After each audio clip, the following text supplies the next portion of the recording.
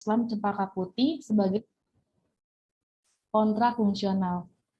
Lalu untuk training dan kursnya seperti ini, yaitu mengambil Belt and Interventional Cardiology Training Program berada di First Affiliated Hospital of Medical University, Nanjing, China di tahun Mei 2017 sampai April 2018, lalu mengambil tutorial course in Interventional Cardiology di National University Heart Center Singapura di tahun 2017.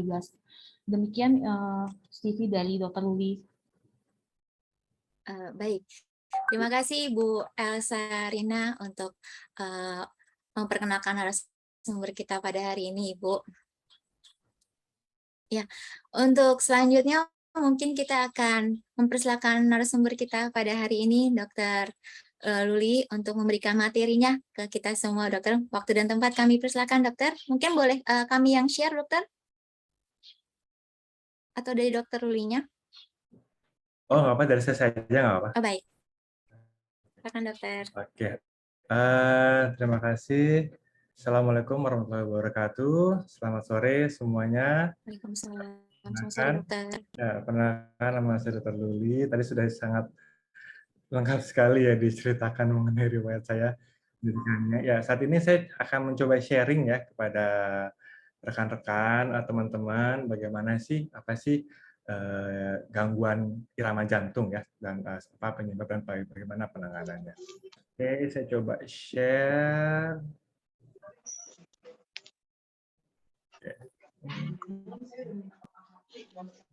Screen yang mana sih? Oke, udah kelihatan gambarnya? Sudah, Dokter.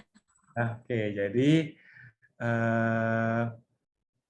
aritmia jantung ya, aritmia jantung biasanya definisinya secara umumnya adalah masalah pada laju atau irama jantung.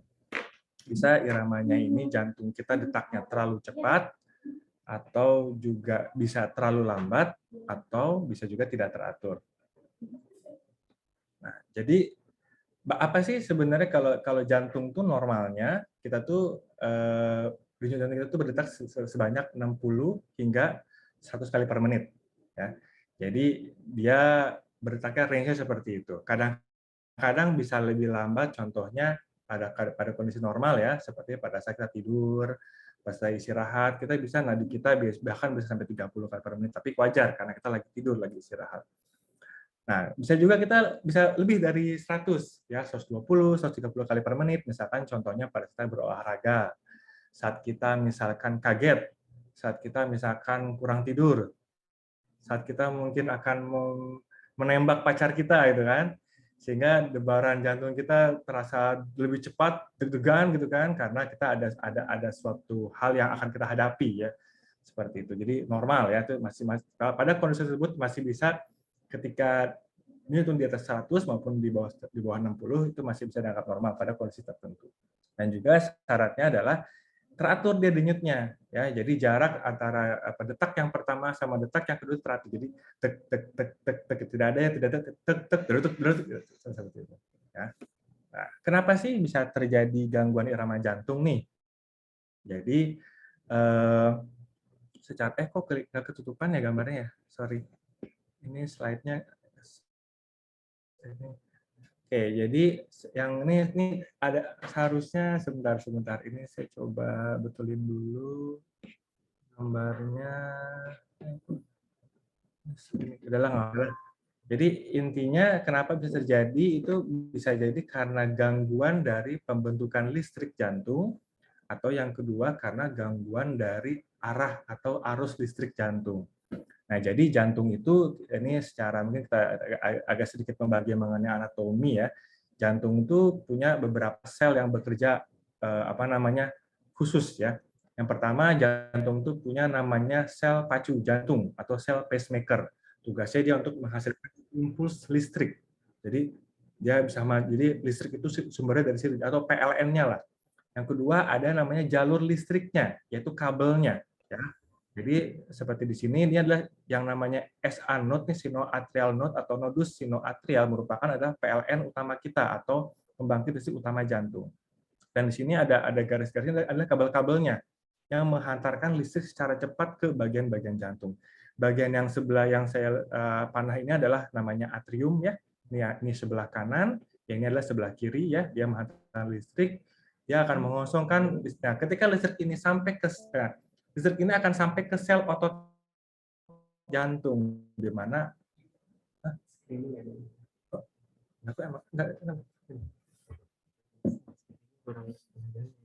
coba. Katanya ada gambarnya kelihatan nggak nih? Kelihatan dokter, cuman Tidak ada, nge-lag. dokter. Mungkin ya dokter ya. Gambarnya nggak berubah. Nggak Nggak berubah. berubah. Aduh, kenapa ya? Sini berubah. Mungkin boleh kami bantu dokter dari sini. Oke, ada ini dari sana aja yang Oh, itu ini ya. udah nih dokter nih, udah kelihatan. Ini saya geser dulu. Apanya? Ini coba ini kita geser dulu.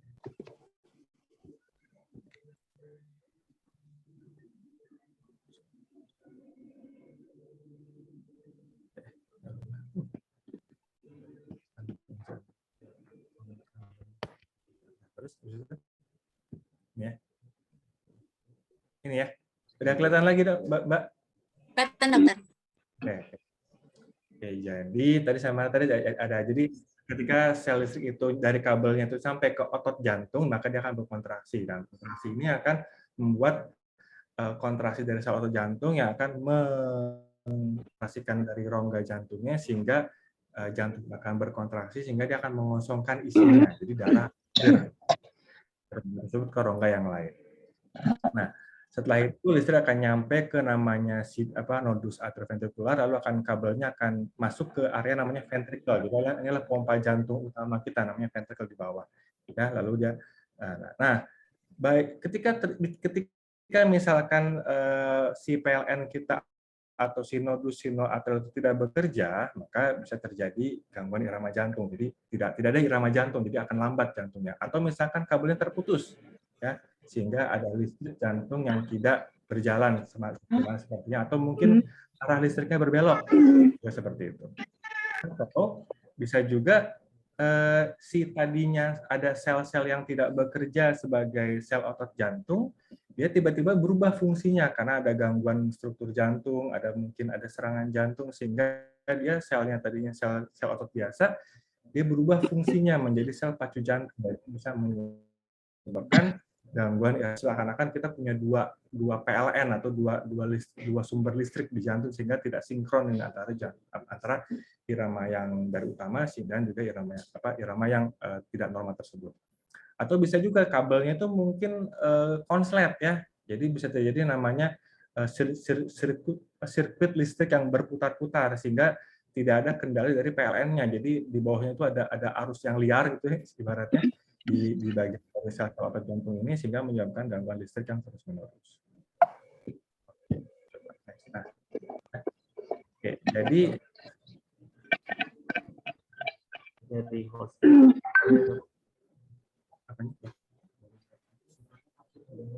oke, ini kayaknya setiap kali ganti slide nggak kelihatan, nggak berubah ya. Ya udah. Jadi, berdasarkan secara umum ya, kita membagi jenis-jenis aritmianya itu menjadi 4. Yang pertama detak prematur. Nah, detak prematur ini merupakan gangguan irama jantung yang paling sering terjadi dan juga merupakan gangguan irama jantung yang paling ringan. Jadi ibaratnya kita seharusnya kan tadi kan detaknya teratur ya. Nah, detak prematur ini ibaratnya tiba-tiba lagi ada normal, tiba-tiba ada detaknya itu lebih cepat daripada yang seharusnya. Contohnya ya, Pak. Sorry. Dulu. Bukan aku mau ini kayak. Nah, ini ya. Jadi sorry.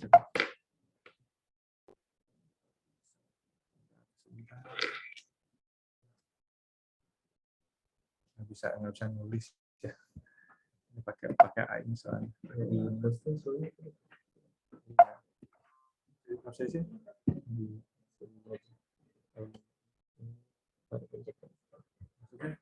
Prosesnya gimana? Lagi dulu kita baru mau tahu gitu ya.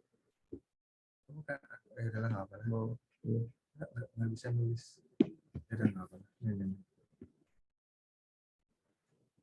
Nah, kayaknya di sini ya. Sorry. Jadi ini misalkan detak jantung normal seperti ini, jaraknya seperti ini ya, atur tiba-tiba ada dia lebih cepat ya. Nah, itu biasanya pasien hanya merasakan istilahnya kayak semacam skip beat, kalau beda sendiri nih, tapi jarang tuh ya.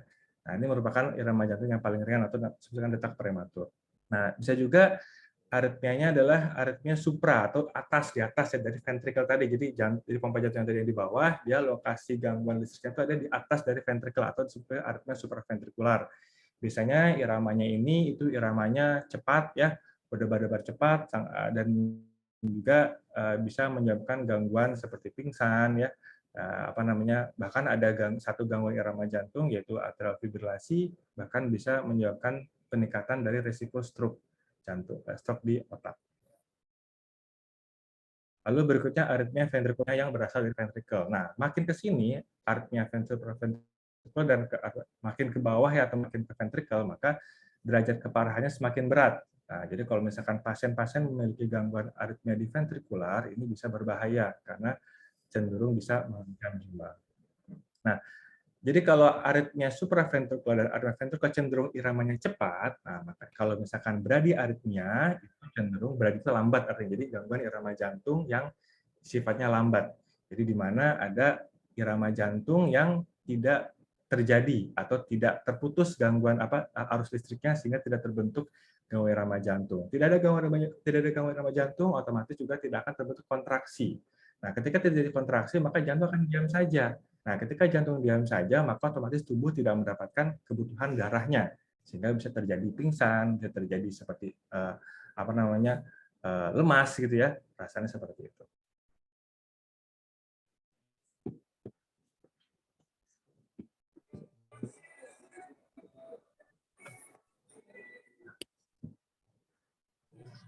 Ini agak ribet ya, setiap kali mau ganti slide mesti keluar dulu, sorry ya.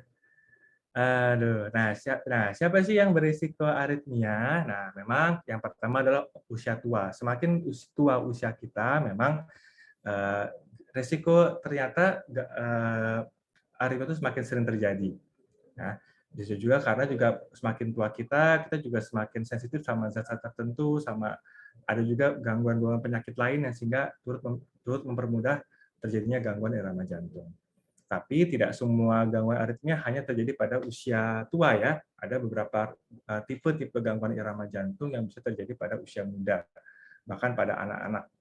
Nah, dan juga yang kedua adalah pasien-pasien yang memiliki komorbid atau penyakit penyerta jantung, yaitu seperti pasien yang pernah serangan jantung, pasien yang memiliki riwayat gagal jantung, pasien yang memiliki pembekakan jantung, pasien yang ternyata katupnya bocor atau ada yang menyempit, ya ada kelainan jantung bawaan. Berikutnya pasien-pasien yang memiliki hipertensi, pasien yang saat itu mengalami infeksi jantung, ya. Terus juga ada gangguan pasien-pasien diabetes. Kenapa diabetes? Karena diabetes sendiri merupakan faktor risiko dari penyakit jantung koroner, gagal jantung, sehingga itu juga akan menimbulkan risiko gangguan irama jantung. Atau pasien-pasien yang memiliki peningkatan kelebihan dari hormon tiroid, ya. Jadi hormon tiroid itu hormon yang sifatnya bisa membuat jantung kita lebih cepat detaknya daripada normal dan juga bisa menyebabkan gangguan irama jantung. Ataupun seseorang yang mengkonsumsi obat-obatan tertentu, ya misalkan seperti narkoba misalkan ya, atau misalkan obat-obatan flu ya, atau mungkin seperti substansi seperti kopi ya yang mengandung kafein. Nah itu merupakan zat-zat yang memacu jantung. Nah, ketika orang sensitif sama zat-zat tersebut, maka bisa terciptalah gangguan irama jantung. Atau misalkan pasien mengalami gangguan elektrolit darah, ya seperti gangguan kekurangan kalium ya, ataupun kelebihan kalium, atau mungkin kekurangan kalsium ya, itu juga mencetuskan gangguan irama jantung. Misalkan contohnya pasien mengalami muntah-muntah atau diare ya, sehingga banyak cairan keluar, sehingga terjadi gangguan elektrolit, maka bisa terjadi gangguan irama jantung pada pasien tersebut. Atau ada beberapa gangguan irama jantung yang ternyata memiliki sifat turunan, tapi memang jarang sekali ya. Biasanya tandanya adalah ada riwayat keluarga yang meninggal mendadak tanpa sebab di usia muda. Nah, itu mungkin hati-hati. Kalau misalnya kita memiliki keluarga tersebut dan dekat dengan kita masih satu garis keturunan, biasanya mungkin kita bisa cek apakah memang kita memiliki resiko tersebut. Atau pasien-pasien yang memiliki stres emosional ya, kecemasan berlebih ya, mungkin ada pasiennya mungkin menghadapi stres ya, sehingga itu bisa menyebabkan gangguan irama jantung. Gimana exit-nya lagi?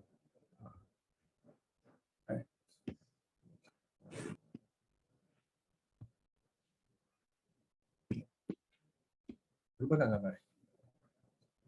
Berubah. Udah. Berubah nggak gambarnya? Aduh, ribet banget ini. Dari postnya aja kalau ini. Coba Mbak Dewi, coba katanya mungkin dari sana aja bisa nggak ya? Ini kayaknya saya agak ribet nih, mesti exit masuk maksudnya setiap kali saya nge-slide nggak bisa ini nih. Oh, boleh. Sebentar dokter, kami bantu. Maaf ya. Apa-apa dokter.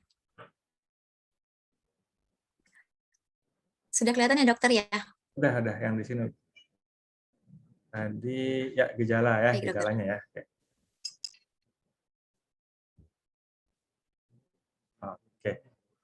Ya, nah, lalu apa sih gejala aritmia ya atau gangguan irama jantung? Nah, ternyata kita tuh bisa loh nggak ada gejala sama sekali, apalagi terutama gangguan irama jantung yang sifatnya ringan seperti tadi ya, yang detak prematur itu bisa kita tidak bergejala. Atau bahkan kita bisa mengalami gangguan seperti atrial fibrilasi tanpa kita merasa berdebar. Karena biasanya kita tuh mulai merasa berdebar atau nyaman kalau memang range dari nadi jantung sudah melebihi normal. Misalkan kalau gangguan irama jantung masih sekitar detak jantung masih 60 hingga 100, itu biasanya kita tenang-tenang saja karena nggak merasa apa-apa, atau itu nggak sadar. Kita mungkin sibuk aktivitas tanpa menyadari bahwa ternyata irama kita bermasalah. Tapi ketika kita sudah mulai debar-debar agak kencang tuh, misalnya 120, 130, kita ngerasa kan, kenapa nih, padahal saya lagi diem aja. Nah, itu barulah pasien sadar bahwa dia memiliki gangguan irama jantung. Nah, memang biasanya gangguan irama jantung, pasien ngeluh ke kita adalah, jantungku saya debar-debar dok ya, kenapa dok ya? Jadi sensasi bahwa jantung kita berdetak lebih cepat. Atau bisa juga jantung kok lambat banget dok ya, kayak lemas gitu kan, nggak enak. Bisa juga sensasi jantungnya lebih lambat. Atau pasien merasa skip beat, atau ada yang kelewat, kok ini nggak teratur, dan saya kadang-kadang normal, kadang-kadang kenceng gitu detaknya, lalu normal lagi. Itu bisa seperti itu. Nah, bisa juga pasien kalau misalnya terlalu cepat atau terlalu lambat bisa mengeluh rasa lemas, rasa pusing, ya kan. Pasien juga bahkan bisa sampai pingsan atau hampir pingsan gitu ya, tiba-tiba nggak sadar tanpa sebab, tanpa ada gejala lain gitu ya. Lalu bisa juga pasien mengeluh sakit dadanya rasa berat ya, rasa tertekan dadanya, rasa panas, atau nafasnya susah, atau bahkan dia bisa muncul keringat dingin gitu ya, tiba-tiba. Nah, silakan Mbak, slide berikutnya. Oke. Nah, ketika kita periksa nih ke dokter, tentu pasti dokter akan menanyakan tadi ya, mengenai riwayat, mengenai apa sih resiko-resiko yang dialami pasien sehingga dia memudahkan terjadi gangguan irama jantung, dan juga terutama kita akan meriksa pasien. Maka kita akan cek biasanya nadi kita di tangan ini. Kita akan cek berapa nadi pasien. Biasanya itu ketika kita melakukan tensi, kita akan ketemu tuh nadi kita berapa. Kalau misalnya nadi kita di atas 100, berarti kemungkinan agak ada gangguan atau irama jantung kemungkinan. Nah, pemeriksaan paling awal ya untuk memeriksa gangguan irama jantung adalah namanya EKG atau elektrokardiogram, atau bahasa umumnya rekam jantung. Di situ kita akan melihat bagaimana listrik jantung kita teratur nggak, ada gangguan irama nggak, lambat nggak, ada yang putus nggak listriknya, segala macam seperti itu. Atau yang kedua adalah namanya Holter monitoring, atau bisa juga namanya tes meja miring, atau studi listrik jantung, atau bisa juga kalau ini ya Pak, makin ke bawah makin ini ya, makin advance, atau juga bisa juga namanya implan rekaman jantung. Dan bisa juga kita meminta pasien untuk memeriksa darahnya, misalkan contohnya apakah ada gangguan elektrolit, apakah ada peningkatan hormon tiroid ya kan, lalu X-ray melihat apakah ada gangguan struktur jantung, misalnya jantungnya bengkak nih, berarti kemungkinan dia memang dari gangguan struktur jantung. Echo atau USG jantungnya juga bisa melihat apakah ada gangguan struktur jantung. Lalu treadmill itu kita kayak olahraga dengan protokol tertentu dan direkam jantung, dan itu akan melihat apakah memang kita memiliki gangguan irama jantung saat kita aktivitas. Dan juga apabila kita mencurigai gangguan irama jantungnya karena penyakit jantung koroner, kita bisa meminta menyarankan pasien dilakukan namanya pemeriksaan pembuluh darah koroner atau koroangiografi. Ya, yang berikutnya, Mbak. Next. Nah, ini adalah gambaran EKG ya, seperti ini ya. Ini adalah gambar EKG normal, di mana lihat di sini teratur ya kan. Kalau dihitung nih, ada cara yang menghitungnya, itu detaknya 60 hingga 100 ya kan, seperti ini teratur. Nah, slide next, klik. Ada slide, ada gambar. Nah, ini adalah contoh ya. Maaf, mundur. Nah, mundur. Tadi mundur, maaf. Mundur lagi. Nah, next, klik sekali. Bukan. Maju ke depan, maaf. Dia ada gambar yang muncul setelahnya. Nah, klik sekali. Nah, ya ini dia. Ini adalah EKG contoh yang tidak teratur. Kok kelewat lagi? Klik sekali bisa. Kayak animation ya, kayak animation. Gambar belum keluar di saya. Susah juga ya. Next.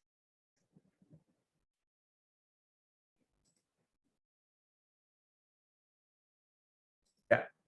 Oke, ini sebagai gambar aja. Ini adalah contoh gimana. Beda kan tadi dia kan jaraknya agak jauh ya. Yang pertama, ini ada jaraknya lebih cepat nih, lebih dekat-dekat nih tandanya irama jantungnya lebih cepat. Dan juga di sini kelihatan bahwa ada bentuk yang berbeda nih ya. Ada yang ke bawah, ada yang ke atas. Inilah contoh EKG atau rekaman jantung pada seseorang yang memiliki gangguan irama jantung. Di mana contohnya pada iramanya cepat dan juga iramanya tidak teratur. Ya. Oke, lanjut berikutnya. Nah, problemnya EKG ini hanya menilai pada saat kita lagi di meja tersebut dipasang alatnya. Itu pun hanya beberapa detik. Kadang-kadang gangguan irama jantung itu kalau bahasa itu kayak maling.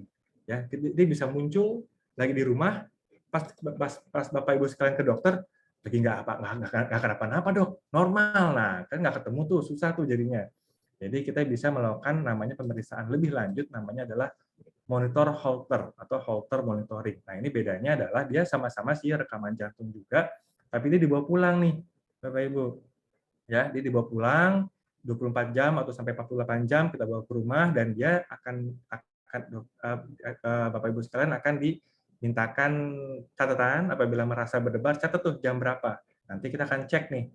Pada saat pasien merasakan berdebar, catat jam berapa. Nanti kita cocokkan apakah memang betul pasien itu bisa berdebar atau mungkin hanya sensasi nggak nyaman saja berdebar, ternyata gangguan itu nggak ada apa-apa. Oke, next berikutnya. Ini adalah contoh hasilnya ya. Ini sebagai contoh nih, tadinya dia normal-normal aja. Ya, iramanya itu teratur, tiba-tiba jadi cepet nih. Nah, inilah contoh gambaran Holter, di mana ternyata saat dia di rumah terjadi gangguan irama jantung, tadinya dia normal, berubah menjadi cepat. Nah, berarti ini kita ketemu nih, alhamdulillah nih, ketemu malingnya nih. Oh, ternyata dia gangguan irama jantungnya, irama jantungnya seperti ini, maka penanganan pun juga kedepannya akan lebih tepat. Oke, selanjutnya, next. Oke. Dan ini yang lebih lanjut lagi nih, kalau misalkan pada kasus-kasus di mana kita mencurigai gangguan irama jantung itu akibat gangguan namanya saraf otonom ya. Jadi tiba-tiba pasien bisa merasa pingsan, tiba-tiba pasien merasa lemas, atau kita lagi kencing, tiba-tiba kok kayak mau pingsan gitu kan, kayak nggak ada tenaga. Itu bisa tuh terjadi seperti itu. Jadi untuk mengetesnya kita melakukan namanya tes meja miring ya. Kita akan menilai, jadi pasien dibaringkan, nanti kita tes, kita berdirikan, lihat tensinya, lihat irama jantungnya. Ada tuh orang yang karena berubah posisi dia tensinya menurun dan irama jantung menurun seperti itu. Dan itu bisa diketahui lewat namanya tes meja miring. Kalau misalkan lebih lanjut lagi, kita sampai memasukkan selang atau kayak monitor ya, selang dari paha kita sampai ke jantung untuk melihat di tadi sel-sel mana nih yang rusak atau sel-sel mana yang error. Nah, atau kabel mana yang putus itu bisa. Itu ibarat lewat namanya studi elektrofisiologi. Jadi ini makin sini pemeriksaannya makin invasif ya, makin banyak yang makin misalnya mesti di rumah sakit lah, nggak bisa kayak tadi di rumah itu biasa, atau yang nggak ada masalah. Kalau ini dia lebih mendalam, lebih mendetail mengenai apakah kita memiliki gangguan irama jantung. Biasanya ini dipakai pada memang pasien-pasien yang sudah ketahuan gangguan irama jantungnya, atau emang susah sekali ketemu irama jantungnya.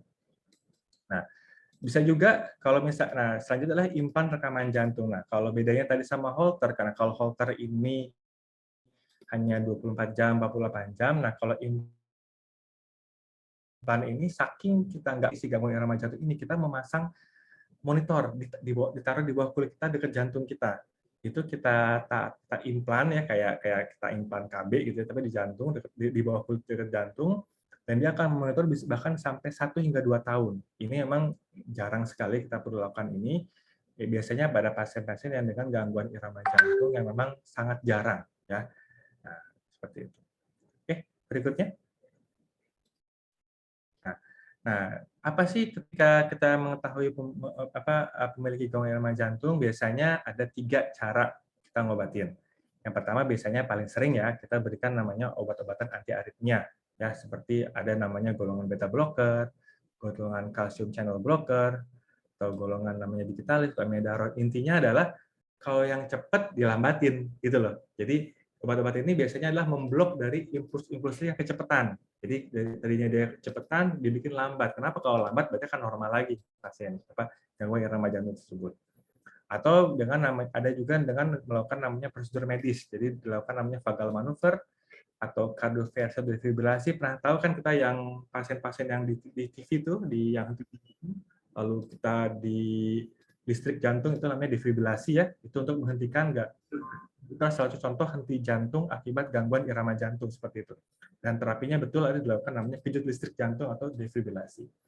Nah, pada kasus pasien-pasien yang iramanya lambat, nah kita pasang namanya yang pacu jantung alaminya atau si nodus S sinoatra yang nggak bekerja, maka kita pasang pacu jantung buatan. Jadinya ketika listriknya udah nggak benar dalam diri kita atau PLN-nya soak lah gitu ya, atau kabelnya putus, maka kita pasang kabel baru, kita pasang PLN baru. Jadi kita pasang namanya pacu jantung. Jadi ada suatu seperti baterai, kita tempelkan di bawah kulit, baterainya ada kabelnya yang akan masuk ke jantung. Nah, dan dia akan bekerja sebagai penyalur listrik jantung kita pada pasien-pasien yang mengalami gangguan irama jantung yang tipenya yang lambat atau bradiarrhythmia. Nah, ada juga pada pasien-pasien yang mudah irama jantung dan kita pasang namanya implan cardioverter defibrillator. Dia adalah suatu alat defibrilasi yang langsung listriknya itu masuk ke dalam jantung ya, dan juga baterainya itu nempel dalam tubuh. Kenapa pasien-pasien dipasang ini? Biasanya pasien-pasien memang yang gangguan irama jantungnya sudah tidak bisa kita obatin pakai obat. Jadi dia bisa sewaktu-waktu di mana saja dia bisa tiba-tiba pingsan karena gangguan irama jantung. Dan apabila tersebut, maka si alat ini atau ICD ini akan memberikan kejut listrik yang akan menghentikan gangguan irama jantung tersebut. Nah, dan pada beberapa kasus kita bisa melakukan namanya ablasi kateter. Tadi kan kalau studi elektrofisiologi kita mencari si sel-sel atau si kabel yang putus atau sel-sel normal tersebut, maka ablasi ini adalah untuk menghilangkan si sel-sel listrik tersebut. Jadi si kabel tadi akan dibuat namanya panas gitu atau merusak, dia akan dipanaskan atau diablate namanya, merusak sel-sel yang konsen tersebut. Ataupun apabila ada jalurnya abnormal, ada jalur yang belok, maka jalur yang tersebut akan diputus sama dia sehingga si listrik tersebut akan kembali ke jalur normalnya. Nah, itu namanya ablasi kateter. Biasanya juga sama, ini kita pakai yang makin advance itu biasanya kita pakai pada orang-orang yang memang gangguan irama jantung berbahaya dan juga tidak respon dengan pengobatan. Nah, ada juga nih, misalkan pembedahan. Nah, ini biasanya pada pasien-pasien yang memang membutuhkan pembedahan jantung, ya bisa dilakukan namanya mesh prosedur, di mana kita seperti menyayat-nyayat, ini bagian bedah ya, dia menyayat-nyayat di rongga-rongga tersebut, sehingga dia tujuannya apa? Ketika dia menyayat, maka kabelnya kan putus tuh, ya sehingga dia kekacauan listriknya tidak terbentuk. Ataupun misalkan pasiennya karena penyakit jantung koroner, kita bisa lakukan tindakan bypass jantung atau pemasangan stent jantung ya, kalau misalkan aritmia jantung tersebut karena penyakit jantung koroner. Oke, berikutnya next.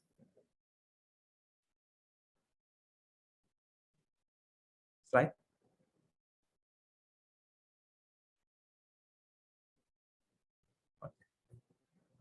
Nah, ini ya tadi ya vagal manuver. Kalau misalkan, jadi ini kalau ada beberapa gangguan irama jantung yang kita bisa lambatkan dengan manuver sederhana, namanya vagal manuver. Jadi pada beberapa tujuannya apa? Untuk merangsang namanya nervus vagus, ya, sehingga dia akan melambatkan irama jantung kita. Jadi untuk kasus-kasus yang irama jantungnya cepat.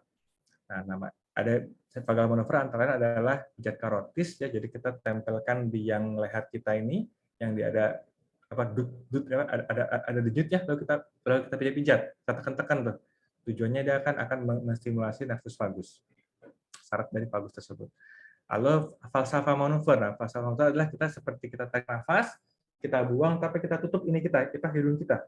Kayak orang untuk kalau kita kayak suka bindeng gitu ya, seperti itu. Nah, kita buang nafas tapi tutup mulut kita. Nah, itu bisa melambatkan denyut jantung kita. Ataupun kita buat rangsang muntah, atau kita bisa beramkan wajah kita ke es ya, atau kita batuk, atau bisa juga menekan kelopak mata. Ini merupakan prosedur yang di rumah yang kita bisa lakukan di rumah pada gangguan irama jantung yang memang bisa respon dengan vagal manuver. Contohnya adalah namanya adalah supraventricular tachycardia. Kalau misalkan Bapak Ibu ternyata memiliki supraventricular tachycardia, maka bisa diatasi dengan salah satu dengan vagal manuver tersebut. Oke, berikutnya. Next.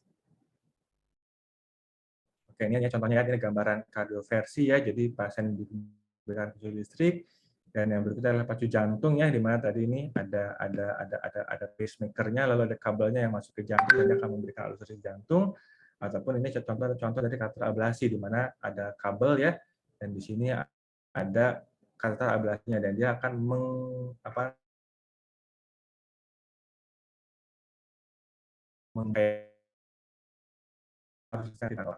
Next, berikutnya. Seperti ini. Oke.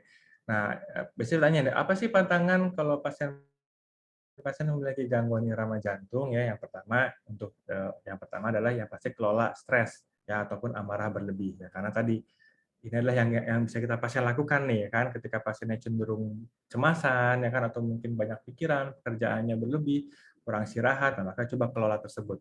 Kita stres pasti akan ada, tapi bagaimana kita menanganinya, itu mungkin beda-beda tiap orang ya. Kalau kita bisa menangani masalah tersebut, otomatis juga jantung juga akan lebih tenang, otomatis juga gangguan irama jantung akan lebih sedikit tercetus.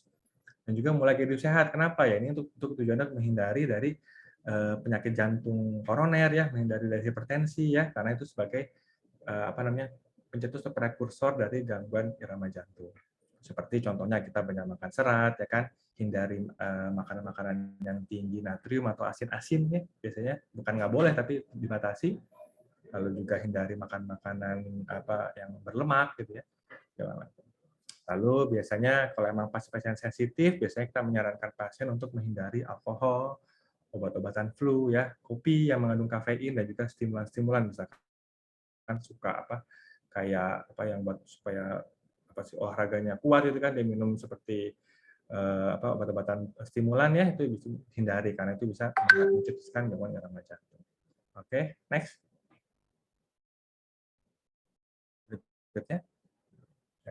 Jadi intinya sih untuk gangguan irama jantung sebenarnya ya harus dikonsultasikan dulu ya dengan dokter jantung ya, karena memang sekali lagi irama jantung itu banyak jenisnya ya kan, dan juga kadang-kadang pasien bisa juga dia terlalu merasa sakit jantung atau merasa berdebat ternyata nggak ada apa-apa, bisa seperti itu karena kecemasannya, mungkin karena ada punya ketakutan atau segala macam, atau bisa juga dia ternyata nggak ada apa-apa, ternyata dia berat gitu kondisinya. Nah itu jadi makanya, dan juga terapi tiap gangguan irama itu beda-beda ya, ada yang perlu pakai ini, ada yang perlu pakai beda-beda. Maka sebaiknya emang konsultasikan dengan dokter jantung ya, bisa dengan, kalau awal mungkin bisa ke dokter jantung umum ya, kalau misalkan sudah advance, sudah ada arahnya kemana irama jantungnya, bisa ke dokter spesialis jantung yang subspesialis aritmia jantung.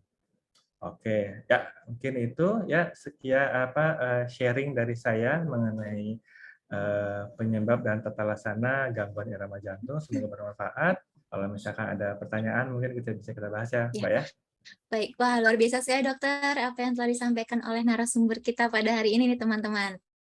Nah, di sini dokter sudah ada beberapa pertanyaan menarik, dan nantinya teman-teman kita akan ada hadiah 4 voucher free untuk pemeriksaan medical check-up jantung yang dipersembahkan oleh Rumah Sakit Jantung Jakarta. Nanti pertanyaan akan kami bacakan, dan sebelumnya kita saksikan dulu untuk video yang satu ini.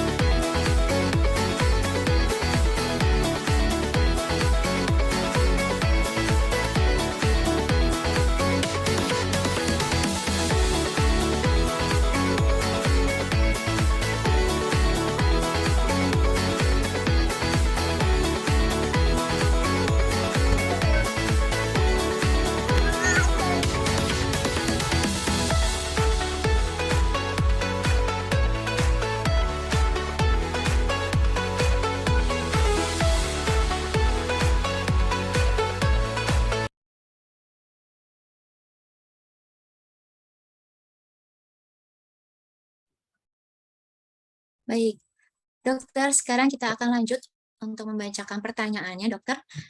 Saya akan mulai yang pertama ini dari Ibu Ellen Cahyadi. Apakah GERD atau asam lambung bisa menyebabkan aritmia jantung, dokter? Dan jika tidak merasakan gejala apapun di usia 40 tahunan, kapan sebaiknya melakukan pemeriksaan jantungnya, dokter? Silakan, dokter. Terima kasih Bu Ellen atas pertanyaannya. Jadi betul ya, jadi ketika GERD ini merupakan salah satu pencetus gangguan irama jantung ya. Jadi ketika kita merasa nyeri ya, karena ini asam lambungnya itu irama jantung, selain itu juga ketika asam naik di jantung dikatakan itu ada semacam refleks penyakit prokardia ya, di mana ternyata pada pasien dan biasanya jenis gangguan irama jantung adalah yang tipe-tipe yang detak prematur. Jadi sebenarnya masih ringan ya, jadi sebenarnya nggak terlalu masalah. Memang betul ketika asam lambung kena kok jantungnya agak lebih nggak teratur atau debar ya, itu memang betul bisa terjadi. Tapi cara ngobatinnya obatin lambungnya ya. Jadi ketika kita bisa mengobati lambungnya, mungkin apakah dengan obat-obatan atau emang perlu endoskopi atau apa gitu ya, biasanya gangguan irama jantungnya akan hilang sendiri seperti itu. Jadi emang tercetus karena asam lambung. Dan biasanya gangguan irama jantung juga tipe yang ringan ya atau aman, yang tidak berbahaya. Oke, yang kedua, kalau misalkan nggak ada gejala, kapan cek jantung? Betul ya. Jadi kalau misalkan secara umum sih usia yang disarankan udah harus mulai cek jantung adalah usia 35, di atas 35. Ya, jadi kalau misalkan memang nggak ada apa-apa ya untuk screening ya bisa dilakukan pemeriksaan rekaman jantung aja, paling sederhana dan murah ya, dan bisa tersedia di mana saja.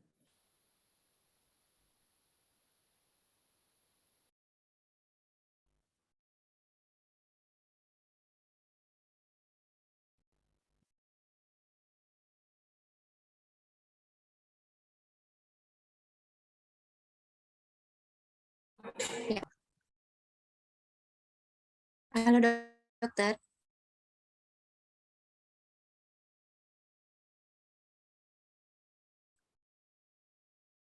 Halo, dokter Luli.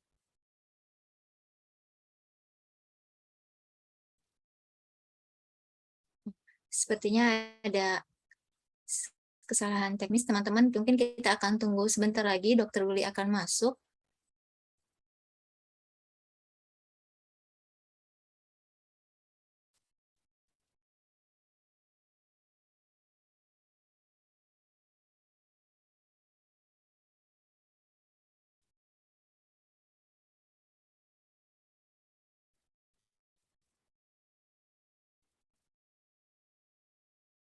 Baik. Mungkin teman-teman sambil kita menunggu dokter Luli, ya, nantinya Gracia Care dan bersama dengan Rumah Sakit Jantung Jakarta akan memberikan voucher free teman-teman untuk pemeriksaan medical check up untuk jantungnya di Rumah Sakit Jantung Jakarta. Nanti pengumuman pemenangnya akan kami bacakan setelah mungkin sesi Q&A. Jadi mungkin teman-teman yang masih ingin bertanya boleh silakan ketik di kolom chat. Nanti akan kami pilih dan kami akan bacakan ke narasumber ya.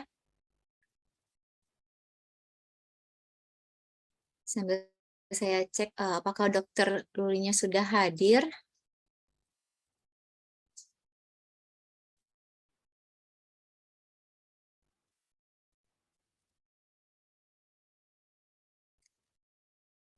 Baik, teman-teman, dokter Lulinya belum hadir. Saya akan sambil menginformasikan ke teman-teman di mana ini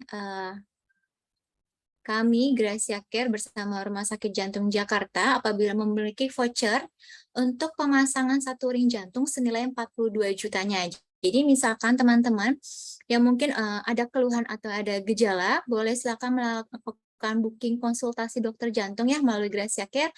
Nanti apabila dokter jantung spesialisnya mendiagnosa memang harus melakukan pemasangan, teman-teman boleh menginformasikan ke kami. Nanti voucher akan kami berikan dan voucher ini hanya untuk satu orang saja ya teman-teman. Jadi teman-teman boleh silakan menghubungi kami melalui hotline kami. Karena voucher ini didapatkan harus melalui Gracia Care teman-teman. Harus daftar dulu ke Gracia Care dan pendaftaran menjadi member Gracia Care tentunya adalah free. Mungkin sambil nunggu dokter Luli, berikut saya akan tampilkan juga sekalian teman-teman ini adalah barcode yang bisa teman-teman scan. Untuk pendaftarannya ini gratis. teman-teman bisa lakukan pendaftarannya sekarang dan segera bisa mendapatkan benefit dari Gracia Care. Kita bisa bantu untuk teman-teman lakukan booking dokter sampai dengan rawat inapnya. Gracia Care juga memiliki benefit yaitu medical check-up-nya bisa mendapatkan diskon dan medical check-up serta rawat jalannya teman-teman. Ya, boleh silakan scan barcode ataupun di capture, teman-teman boleh silakan di save di HP teman-teman, apabila nanti dibutuhkan bisa langsung menghubungi kami atau bisa nanti sekalian bagikan ke teman, kerabat, dan keluarga. Nah, yang di kanan ini adalah hotline kami, teman-teman jika ingin bertanya atau ingin ada pertanyaan lainnya, jangan ragu untuk menghubungi kami, dan juga kami memiliki media sosial yang teman-teman tentunya bisa follow Instagram dan Facebook kami ya di Gracia Care. Seperti itu. Baik, teman-teman, mohon izin sebentar, saya akan coba hubungi Dokter Luli.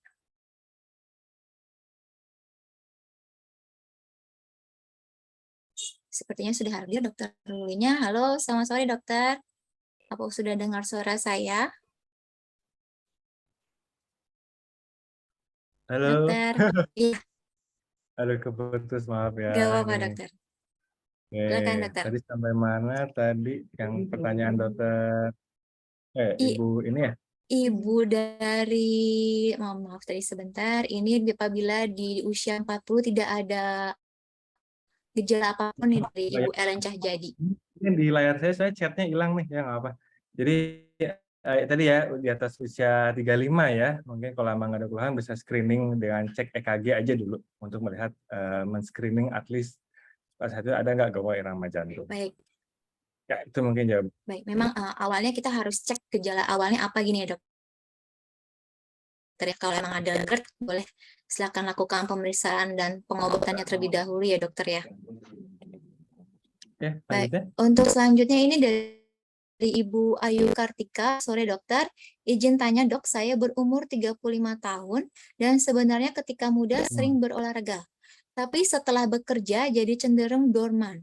Ketika berolahraga seperti badminton atau bersepeda agak menanjak itu detak jantungnya seperti tiba-tiba berdebar. Sangat cepat dan kencang. Lalu mata berkunang-kunang seperti mau pingsan. Biasanya berakhir dengan jantung seperti berhenti berdetak beberapa saat. Lalu ketika mulai lagi denyutnya sangat pelan dan lemah. Setelah itu akan keluar keringat dingin nih dokter. Nah, tahun lalu periksa treadmill itu hasilnya exercise testnya itu ischemia probably because coronary artery disease because ST atau HR nih, mohon maaf dokter kalau saya salah baca. Hysterisnya lebih dari 0,02 mV dan HR reserve-nya use kurang dari 70%. Kolesterol total saat itu adalah 245, LDL-nya 178, HDL-nya 51, dan trigliseridanya 129.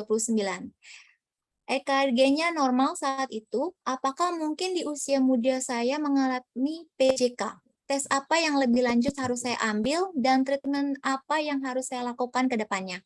Atau pencegahannya bagaimana? Mohon bantuannya dokter, terima kasih. Oke, terima kasih pertanyaannya. Jadi gini, jadi ada namanya kemampuan fisik ya. Jadi ketika seseorang terlatih, maka dia akan memiliki kemampuan fisik yang baik. Jadi tandanya adalah dia akan bisa lebih banyak berolahraga tanpa cepat capek. Nah, ketika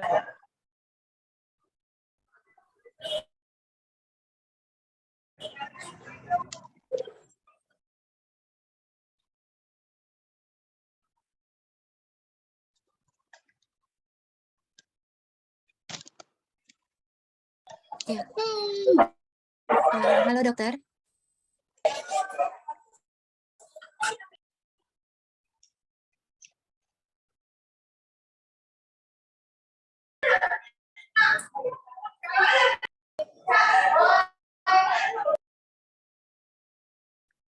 Halo dokter Ruli.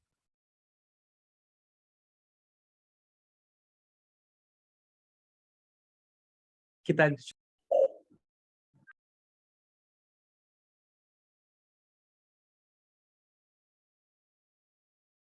Ya, halo dokter.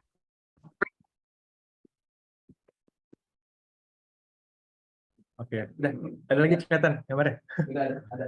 Oke, jadi ketika kita lanjut ya, ketika tadi fisiknya menurun, ya otomatis jantung akan lebih cepat berdetak karena untuk memenuhi kebutuhan tubuhnya. Makanya tadi ketika udah mulai berolahraga lagi, terus tiba-tiba digeber ya, cepat, nah jantungnya nggak kuat ya, karena jantungnya tidak terbiasa, terlatih.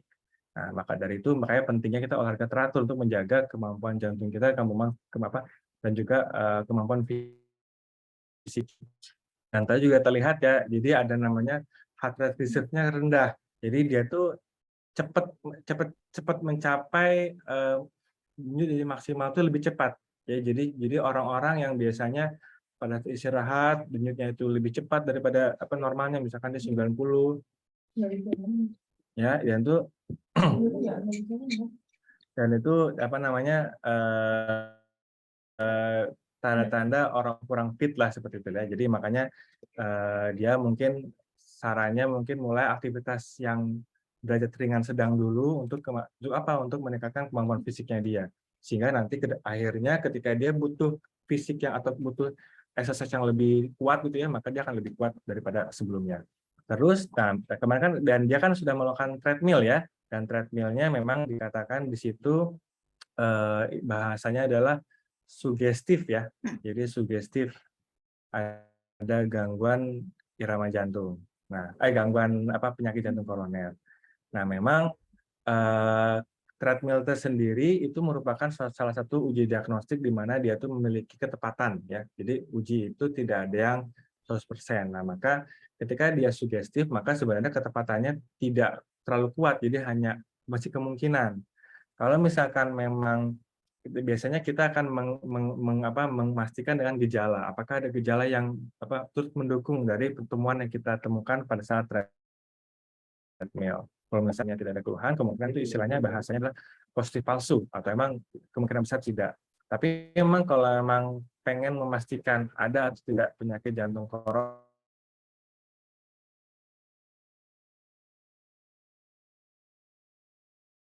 Iya, halo dokter.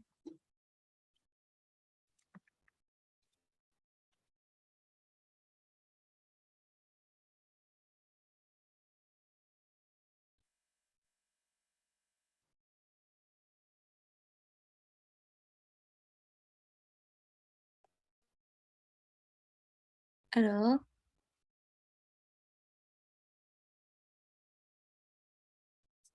Ya, teman-teman sepertinya dokter ada kesalahan dengan sinyalnya. Mungkin kita akan tunggu sebentar lagi.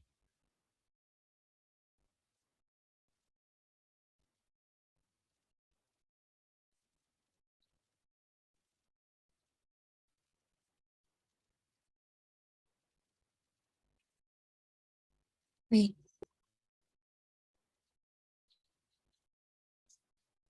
Sambil menunggu dokter, teman-teman izinkan saya untuk share scan barcode dari Gracia Care. Teman-teman boleh mungkin kita bantu. Untuk teman-teman yang bagi tadi belum sempat mau scan atau capture, boleh silahkan nih teman-teman scan barcode-nya untuk mendaftar menjadi member kami. Dan mungkin teman-teman boleh catat untuk nomor hotline kami. Oh ya, di sini sudah ada dokter kembali, dokter. Boleh silakan lanjut, dokter. ya tadi kayaknya saya nggak, sorry, halo? Iya, dokter. Jelas suaranya nggak ya? Jelas, dokter. Emang. Halo? Iya, Jelas dokter. suaranya Mbak Dewi? Jelas, Saya jelas, jelas dokter. nggak suaranya? Jelas, dokter. Kayaknya ini juga mute juga ini. Halo Mbak? Iya, Oh, jelas. dokter. Oke. Baik. Tadi saya nggak sadar sampai mana saya keputusnya nih. Iya. Soalnya kayaknya tiba-tiba yang tadi pertanyaan tadi ya, yang soal kemampuan fisik ya tadi ya. Betul. Jadi kalau misalnya tadi artinya pada orang-orang yang memiliki kemampuan fisik yang kurang atau memang karena jarang olahraga, yaitu contoh yang terjadi. Jadi orang tersebut gampang mencapai detak jantung maksimal. Jadi dia akan merasa jantungnya akan lebih cepat berdetak pada level aktivitas tertentu. Nah, jadi kalau seperti itu memang pasiennya disarankan atau untuk lebih rendah aktivitasnya, tujuannya apa? Untuk pelan-pelan meningkatkan kemampuan fisiknya sehingga tadi ada namanya heart rate reserve-nya lebih bagus, ya, sehingga dia bisa akan banyak melakukan aktivitas tanpa dia cepat capek. Dan terus mengenai tadi uji lanjutan ya kalau nggak salah ya, mungkin kalau emang jalannya nggak cocok, biasanya sih kita nggak akan melanjutkan ya, usia masih muda, gejala tidak cocok, kita sih kemungkinan tidak, apalagi perubahan EKG-nya tidak signifikan, beda nih kalau signifikan. Kalau misalkan pengen memastikan dia juga bisa dilakukan pemeriksaan namanya scan jantung atau CT scan koroner. Di situ akan terlihat bagaimana anatomi jantung dan juga akan mengkonfirmasi apakah Bapak Ibu memiliki penyakit jantung koroner. Gitu. Baik. Terima kasih Ya. dokter. Dokter, ini masih banyak pertanyaan yang masuk untuk waktu dokter. Apa masih bisa kita bacakan kembali, dokter? Wah, ini juga nggak apa-apa sih, santai aja. Oh, baik. Ya. Baik, dokter. Ini akan saya bacakan pertanyaan selanjutnya. Ini dari Bapak Albert. Selamat sore, dokter. Izin bertanya, ayah saya sudah dipasang pacemaker karena masa aritmia di kelistrikan jantungnya. Mengapa timbul bisur di sekitar area alat itu? Apa penyebabnya dan bagaimana menyikapinya, dokter? Silakan, dokter. Jadi kan untuk kita memasukkan tadi berarti dia sudah mengalami gangguan jantung, mungkin tipenya yang bradiaritmia ya, di mana lambat sehingga dia butuh pemasangan pacu jantung. Nah, kenapa ada bisul? Nah, bisa jadi mungkin namanya memasukkan alat, maka alat tersebut akan dilakukan sayatan di bawah kulit, dan juga si baterainya akan dimasukkan ke bawah kulit untuk ditutup lagi. Nah, semua tindakan yang melibatkan sayatan bisa menyebabkan namanya infeksi. Ya, mungkin saat pembersihan lukanya kurang bagus ya kan, atau mungkin ya humiditasnya kurang bagus, keringat segala macam, sehingga menyebabkan adanya kuman yang berada di bekas luka tersebut. Kalau memang ada tanda infeksi kulit, ya sebenarnya cukup diobati penyakit kulitnya ya. Nah, kalau misalkan dikasih salep segala macam, kalau misalkan dia masih di permukaan, kalau bisul saja kan di permukaan, itu kalau udah sampai bengkak, merah, besar sekali gitu ya, bahkan kita raba seperti ada cairan di dalamnya, maka ada kemungkinan dia sudah melibatkan jaringan ikat di bawahnya atau jaringan di bawah kulit, atau namanya selulitis. Nah, kalau misalkan sudah seperti itu, biasanya perlu dibongkar nih ya si baterainya itu, dan juga dibuang nanahnya segala macam, dan akhirnya dibersihkan dan dipasang baterai yang baru, karena berarti ada kuman-kuman di baterai tersebut, seperti itu. Jadi untuk yang simple bisul-bisul kecil-kecil di luar mungkin bisa pakai salep aja. Kalau misalkan sampai bengkak mungkin perlu tindakan pembedahan atau pengeluaran nanahnya gitu ya, lebih lanjut. Oke. Ya. Baik, terima kasih dokter. Berikut ini ada pertanyaan dari Ibu Hana. Yang pertama, kapan kita sudah mulai pemeriksaan kesehatan jantung, terutama pada anak-anak sudah dewasa? Yang kedua, pada aritmia bisa terdeteksi dengan EKG atau ada yang lainnya, dokter? Lalu, apakah toksitas kalsium atau vitamin D akan menjadi aritma jantung ikut bermasalah? Jika terjadi sesak napas, apakah aritmia jantung ikut menjadi masalah juga, dokter? Dan berapa aritmia yang disarankan? Silakan, dokter. Sebentar. Jadi pertanyaan pertama adalah kapan kita sudah mulai pemeriksaan jantung, terutama untuk anak-anak yang sudah dewasa, dokter? Anak-anak sudah dewasa, berarti berapa, 17 tahun ya? Sebenarnya kalau pada anak-anak sih emang tanpa gejala sih nggak perlu ya. Nah, biasanya anak-anak akan menggebar, barulah cek. Nah, kalau misalkan tidak ada gejala tersebut, nggak usah. Juga screening biasanya memang dilakukan umum untuk screening ya, secara umum yang tanpa gejala. Biasanya pada usia di atas 35 tahun. Jadi kalau misalkan anak-anak tanpa gejala, tidak rutin kita lakukan screening untuk gangguan jiwa. Jadi, biasanya ada gejala, ya, aktivitas, terus ada pingsan, ada lebar, baru. Apalagi pertanyaan kedua.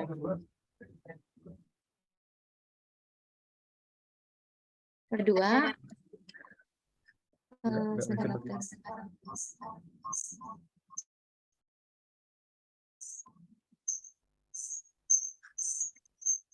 Pada aritmia bisa deteksi dengan EKG atau ada yang lainnya, dokter? selain ya. Nah, tadi agak gemas. Jadi kalau EKG hanya mendeteksi arahnya saat nempel pada tangan. Jadi berarti tuh. Sampai kadang-kadang tersebut bisa hilang timbul. Kadang muncul di rumah, pas sampai ke tempat dokter, nggak ada apa-apa, malah ketemunya irama jantung. Maka bisa dilakukan pemeriksaan apa tadi namanya tuh apa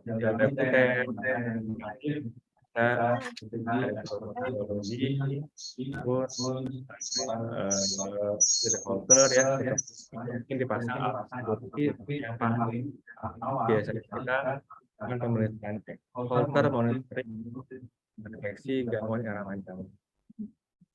Terus yang berikutnya yang ketiga tadi apa ya? Vitamin D ya kalau nggak salah ya. Toksitas kalsium atau vitamin D akan menjadi aritmia jantung ikut bermasalah Pak Dokter? Nah, jadi kalau katanya itu kalau vitamin D kelebihan maka ada peningkatan kadar kalsium dalam darah. Jadi ada yang namanya hiperkalsemia. Sebenarnya hiperkalsemia sendiri apa namanya bisa jadi dia sebagai pencetus gangguan irama jantung yang lain gitu loh. Nah, memang betul bisa terjadi tapi memang kejadiannya jarang ya. Jadi dia ada bisa peningkatan kalsium dalam tubuh akan meningkatkan fase namanya repolarisasi jantung. Jadi sehingga dia pasien tersebut lebih mudah tercetus gangguan irama jantung. Biasanya lebih sering kalau emang pasiennya memang sudah memiliki gangguan irama jantung sebelumnya. Dan ketika terjadi toksisitas vitamin D, kalsium yang meningkat, maka akan terjadi lebih mudah terjadi. Tapi dia tidak mencetuskan, enggak. Jadi dia harus ada bakatnya dulu istilahnya gitu ya. Oke, terus apa lagi? Lainnya yang terakhir jika terjadi sesak, apakah aritmia jantung ikut menjadi masalah dan berapa aritmia yang disarankan, dokter? Mungkin pertanyaannya gini kali ya. Jadi kalau kita sesak, apakah terjadi gangguan irama jantung? Jadi kebalik. Jadi aritmia tersebut bisa menyebabkan sesak, ya, gitu loh. Jadi bukan sesak terjadi aritmia enggak. Jadi ketika contohnya pasien mengalami gangguan irama jantung, dia bisa sebagai pencetus pasien tersebut ada keluhan sesak, bisa. Kan tadi banyak gejalanya ya, orang beda-beda, ada yang sesak, ada yang betul-betul teringat, ya kan. Sesak nafas itu apalagi pasien yang memiliki gangguan struktur jantung, misalkan pembengkakan jantung, itu ketika terjadi gangguan irama jantung, maka jantungnya menjadi tidak stabil, sehingga bisa gejala sesak. Terus ada apa tadi? Ada apa? Aritmia apa tadi? Berapa aritmia yang disarankan, dokter? Saya agak bingung pertanyaannya sebenarnya. Berapa aritmia yang disarankan? Nah, mungkin nadi yang disarankan sih 60-100 ya pada kondisi istirahat ya. Jadi kalau misalkan lagi tidur ya ketika kita cek mungkin punya smartwatch seperti ini kan ada mode sleep mode-nya namanya tuh, cek tidur saya 30 dok ya. Apakah saat tidur? Kalau saat bangun istirahat itu 60-100 normalnya. Ketika kita olahraga akan meningkat sesuai dengan kebutuhan tubuh kita, jadi itu juga masih normal. Jadi kalau misalkan kita merasa berdebar tapi karena ada pencetus misalkan olahraga karena kecemasan itu biasanya normal, kecuali kalau misalkan kita nggak ngapa-ngapain berdebar, nah itu mungkin bisa jadi ada indikasi gangguan irama jantung. Baik, terima kasih dokter. Ini ada satu lagi dokter, ini dari akun Realme 8. Saya mengalami gangguan aritmia sejak 10 tahun yang lalu, ada detak yang terlewat. Saat kehamilan anak pertama, keluhan tersebut menghilang. Akan tetapi saat kehamilan anak kedua, saya mengalami palpitasi. Apakah kehamilan ketiga lebih berisiko? Dan apakah perlu pengobatan secara berkala apabila gejala tersebut tidak kembali muncul, dokter? Silakan. Oke, jadi tadi ya berarti kan gangguan irama jantungnya sepertinya tipe yang detak prematur ya. Jadi tiba-tiba detakannya tidak teratur. Nah, itu merupakan salah satu gangguan irama jantung yang ringan, ya. Memang betul kadang-kadang biasanya lebih sering ketika dia hamil tuh hilang gangguan irama jantungnya, mungkin ada faktor hormonal di situ ya. Nah, ketika dia hamil sebenarnya nggak ada masalah ya, karena ini merupakan gangguan tipe irama jantung yang ringan, yang detak prematur tersebut. Dan kalau emang betul itu, biasanya hamilnya nggak ada masalah. Dan ketika nggak ada gejala pun, selama dia masih bisa aktivitas dengan rutin, tidak perlu pakai obat. Nah, jadi emang dia perlu pakai obat apabila memang indikasinya adalah ketika dia mengalami nggak nyaman dengan irama tersebut. Misalkan, kok detaknya nggak enak ya dok ya? Atau mungkin kalau misalkan semakin sering gangguan prematur terjadi, biasanya pasien lebih terasa nggak nyaman. Nah, baru dari situ pakai obat. Kalau misalkan jadi indikasi pemakaian obat apabila pasiennya bergejala. Kalau misalnya nggak ada gejala ya udah nggak apa-apa, karena irama itu normal. Kadang-kadang kita pikir-pikir antar manfaat resikonya gitu lah, karena obat sendiri punya efek samping gitu loh. Jadi jangan sampai dia nggak ada keluhan, kita coba malah jadi efek sampingnya seperti itu. Terus apa lagi tadi ya pertanyaannya? Itu kali ya? Ada lagi nggak ya kurang? Cukup sih dok, ini adalah perlu pengobatan secara berkala kah apabila gejala tersebut tidak muncul Nah, kembali? kalau nggak muncul nggak usah. Nah, cuman beda nih kadang-kadang kalau dia, makanya kembali ke tipenya. Kalau emang betul hanya tipe yang detak prematur masih aman. Tapi kalau misalkan yang tipe supraventricular tachycardia, bisa pada perempuan muda terutama ya, ada namanya supraventricular tachycardia, itu kadang-kadang munculnya tuh lagi misalnya mengedang segala macam, itu bisa tuh tercetus tuh, karena mungkin kesakitan, mungkin persalinan gitu ya, itu bisa tercetus.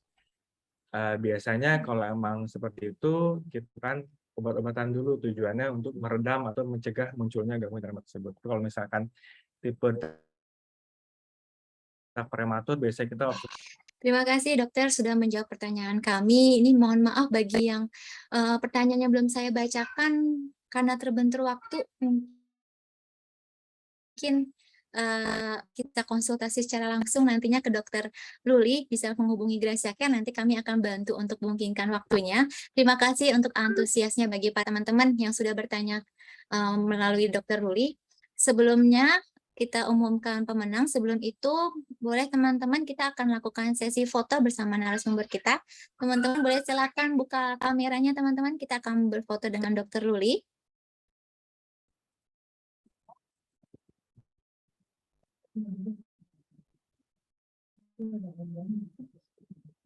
Ya. Kita akan mulai 1, 2, 3. Sekali lagi 1, 2, 3. Baik. Teman-teman, selanjutnya kami akan membacakan pemenang. Tadi kami menyediakan voucher free untuk pemeriksaan medical check up jantung di Rumah Sakit Jantung Jakarta. Berikut adalah nama pemenang. Jadi teman-teman, bagi namanya yang tertera di sini boleh silakan infokan nama lengkap dan nomor HP, boleh ke kolom chat pribadi ke kami. Ini yang berikut ini nama pemenangnya adalah Ibu Ayu Kartika, Bapak Albert, akun dari Realmeal 8, dan Bapak Dadia Pramono. Ya, selamat bagi para pemenang. Boleh silakan jangan lupa untuk ketik nomor dan nama lengkapnya di kolom chat. Dan berikutnya ini yang tadi saya infokan, teman-teman, saya akan infokan kembali. Ini adalah voucher dari Rumah Sakit Jantung Jakarta apabila teman-teman yang akan berencana atau ingin berencana berkonsultasi ya ke dokter jantung di Rumah Sakit Jantung Jakarta, silakan menghubungi Gracia Care. Nanti apabila dari dokter jantungnya harus ada tindakan seperti pemasangan satu ring, ini kita akan memberikan voucher free untuk satu orang 42 juta, ini untuk pasien umum. Nah, berikut ini untuk outline Gracia Care, teman-teman boleh silakan menghubungi kami apabila ada pertanyaan atau ingin menginformasikan infonya lebih detail. Seperti itu. Selanjutnya ini adalah barcode yang tadi teman-teman bisa scan untuk menjadi member dari kami dan bisa segera mendapatkan benefit dari Gracia Care.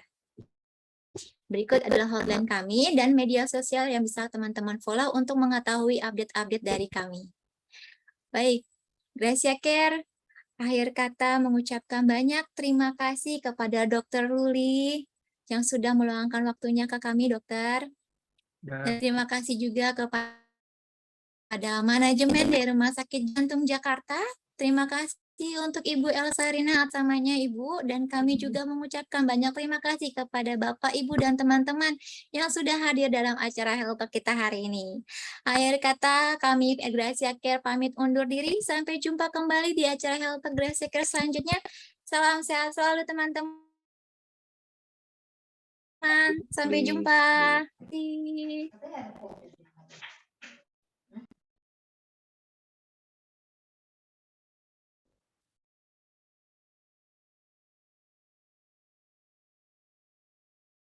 Selamat sore dokter, terima kasih Bar. Sama Mbak. Ini yang lainnya mesti dijawab nggak ya? Mungkin boleh nanti kita akan mintakan nomor WA, nanti kita bantu infokan di WA ya dokter ya. Mungkin karena Iya deh, terbentur waktu dokter. Ya boleh nggak apa nanti via Mbak Elsa aja ya. Nanti Boleh. saya coba. Boleh teman-teman, Terima boleh kasih. silakan ya ketik nomor HP teman-teman, nanti kita akan bantu untuk menjawab pertanyaan teman-teman. Kita akan langsung konsultasi dengan dokter kembali. Dan untuk yang nama pemenang boleh silakan teman-teman. Saya akan infokan kembali ini nama pemenang teman-teman nih. Ada Ibu Ayu Kartika, Bapak Albert, dan akun Realme 8, dan Bapak Dadia Pramono. Boleh silakan chat nomor dan nama lengkap teman-teman di kolom chat, karena hadiah akan segera kita berikan, akan kita konfirmasi melalui WA chat. Boleh silakan teman-teman ketik nama dan nomor HP teman-teman di kolom chat.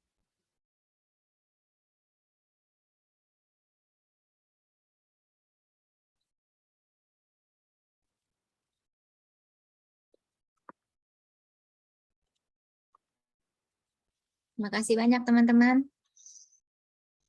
Selamat sore, sehat-sehat selalu.